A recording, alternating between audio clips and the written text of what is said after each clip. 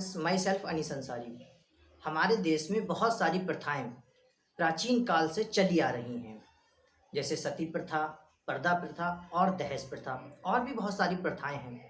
लेकिन समय रहते ये बाकी प्रथाएं तो लगभग बंद हो चुकी हैं, लेकिन दहेज प्रथा आज भी एक सांप की तरह हमारे पूरे समाज को एक सांप की तरह जकड़े हुए। आज की वीडियो में हम यही बात करेंगे कि दहेज प्रथा किस कदर हमारे लिए नुकसानदायक है, किस तरह इसकी वजह से घर के घर तबाह हो रहे हैं, लोगों की ज़िंदगियां तबाह हो रही हैं।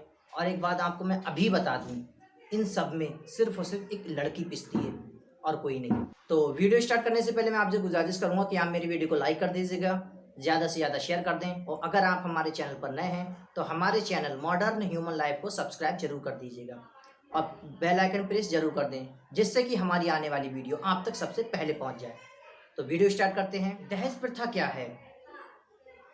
शादी के वक्त लड़की वालों की तरफ से कन्यादान के साथ साथ जो कुछ सामान दिया जाता है, ये जो वित्तीय सहायता दी जाती है, उसे दहेज प्रथा कहते हैं। पुराने ज़माने में दहेज या वित्तीय सहायता नए जोड़े को इसलिए दी जाती थी जिससे कि वो अपनी ज़िंदगी की नई शुरुआत कर सकें। लेकिन आज यही दहेज प्रथा आम लोगों की ज़िंदगी तबाह कर रही है, ख़ास तौर से दुल्हन की। दहेज प्रथा के नाम पर सन 1961 में इस पर कानून तो बना था, लेकिन इसका सख्ती से पालन न होने की वजह से आज तक ये दहेज प्रथा समाज में पनप रही है। ये ठीक उसी प्रकार फल रही है जिस तरीके से एक अजगर एक चंदन के पेड़ पर लिपटा रहता है और अपना डेवलपमेंट करता रहता है। इसका खत्म होना बहुत ज़रूरी है एक अच्छे समाज के निर्माण के लिए। कुछ लोग इसे परंपरा का नाम देते हैं, परंपरा के नाम पर इसे और बढ़ावा देते हैं, क्योंकि सदियों से चली आ रही इस परंपरा को जारी रखने के लिए दहेज प्रथा का मतलब ये लोग एहतराम करते हैं, उसे नाजायज़ नहीं ठहराते, जायज़ ठहराते हैं। और देखा जाए तो इस टाइम पर कुछ कंपटीशन भी हो चुका है। जैसे बहुत से माँ बाप ऐसे भी होते हैं जो कहते हैं कि नहीं, पड़ोसी ने अपनी लड़की को ये दिया है तो हम भी अपनी लड़की को ये देंगे। तो उस कंपटीशन के चलते खुद की हैसियत को नहीं देखते हैं, ज़्यादा से ज़्यादा दहेज देने के लालच में वो लोग खुद कर्ज के दबाव में दब जाते हैं। फिर तमाम उम्र वो कर्ज को निकालने में गुजार देते हैं, जो कि एक डिप्रेशन का शिकार होता है और इससे नई बीमारियां भी पैदा होती हैं।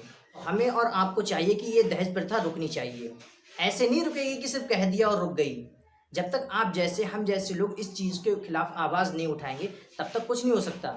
और फिर आवाज़ उठाओगे कैसे? आप लोगों से धर्म के नाम पर लड़ने की फुर्सत मिले तब ना।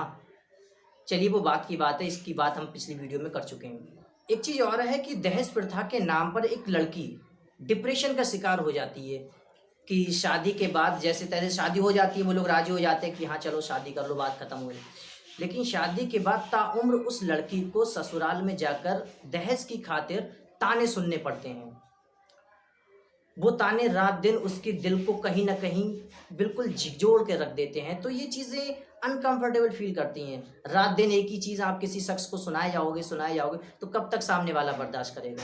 एक वक्त वो आता है कि लोग दिल का शिकार हो जाते हैं, दिल के मरीज हो जाते हैं और हार्ट अटैक जैसी बीमारियां हो जाती हैं, हार्ट अटैक जैसे चीज़ें हो जाती हैं। और एक चीज़ और मैं आपको पहले ही बता चुका हूँ कि इन सब मसलों में सिर्फ और सिर्फ एक लड़की ही फंसती है और कोई किसी को कुछ नहीं कहता है। ज़िंदगी किसकी तबाह होती है? एक दुल्हन की। उसके बाद फिर परिवार भी दबाव में आ जाता है। परिवार क्या करता है? लड़कियों की या दूल्हे वालों की, खासतौर से दूल्हे वालों की डिमांड को पूरी करने में वो कर्ज उठाता है या फिर अपनी ज़मीन बेचता है। कर्ज इतना उठा लेता है कि तमाम उम्र अपनी ज़िंदगी उस कर्ज को निकालने में गुजार देता है। बमुश्किल वो निकल भी नहीं पाता है। तो मैंने ये तक देखा है कि इस कंडीशन में कुछ सुसाइड के केस भी आए हैं। दहेज प्रथा इतनी खतरनाक प्रथा है कि इसके चलते कुछ लोग तो एबॉर्शन तक करा देते हैं, भ्रूण हत्या तक कर देते हैं। जैसे मान लीजिए नवजात शिशु पैदा हुआ, वो लड़की हुई, तो लोग इस सोच में पड़ जाते हैं कि अरे अब ये बड़ी होगी, शादी करेंगे, कल को दहेज देना होगा, ये है वो है। उसके माँ बाप सोचना स्टार्ट कर देते हैं। अब जो कुछ छोटी सोच वाले लोग होते हैं वो पता है क्या करते हैं? उस बच्ची को फेंक देते हैं, मार देते हैं। या कभी कभी ऐसा होता है कि टेस्ट कराते हैं बेबी का कि फीमेल है या मेल है, तो उसे गर्भ में ही बच्चा गिरा दिया जाता है। ये सारी चीज़ें कहीं ना कहीं दहेज प्रथा को ही दोष देती हैं। और सबसे ज़्यादा शर्म वाली बात तो ये है कि अच्छे पढ़े लिखे लोग भी इस चीज़ पर खामोश हैं। वो इन चीज़ों को और बढ़ावा देते हैं। आपने हमें देखा होगा कि बहुत सी लड़कियां ऐसी हैं, बहुत सी दुल्हनें ऐसी हैं जिन्हें जलाकर मार दिया जाता है, घर से निकाल दिया जाता है, तलाक दे दिया जाता है।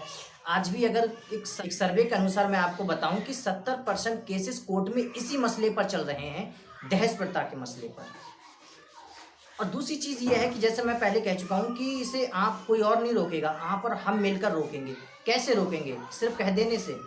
बल्कि मैं तो ये देखता हूँ जितना ज़्यादा बड़ा आदमी होता है उसकी डिमांड भी उतनी ही ज़्यादा बड़ी होती है। क्या ऐसे दहेज प्रथा खत्म होगी? बिल्कुल नहीं होगी। हमें और आपको मिलकर के एक संकल्प लेना होगा, एक कसम खानी होगी कि इस चीज़ को समाज से हटानी चाहिए। ये एक सामाजिक बुराई है। बुराई पर लोग क्यों खामोश हैं? मेन चीज़ तो ये है। और ऐसा सिर्फ हिंदुस्तान में ही होता है, सबसे ज़्यादा होता है। तो मैं आपसे गुजारिश यही करूँगा कि आप और हम मिलकर आज ये कसम खाएं कि दहेज प्रथा को इस समाज से ख़त्म कर देंगे।